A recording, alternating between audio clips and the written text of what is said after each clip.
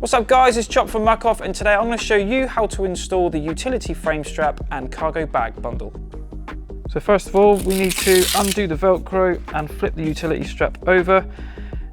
Inside are two elastic loops. One side is perfect for two Muc-Off tie levers, which we're going to slot in there, and the other side is perfect for a CO2 cartridge, which we're going to slot in just there. These can also be used for multi-tools as well. And once we have those in place, so next up, we want to pull these two elastic loops with frame protectors over the whole lot to make sure it's nice and secure.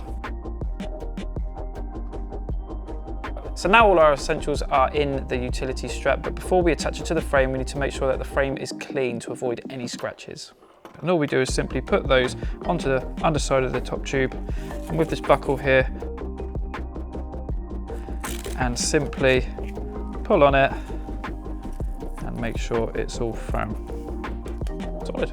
So instead of attaching my essentials to the strap, I'm going to put them inside this waterproof cargo bag, and all I'm going to simply do is put it inside and then tighten at the buckle here to attach it to the strap. Attach it to the strap by using these elastic loops, making sure that the frame protector is at the top.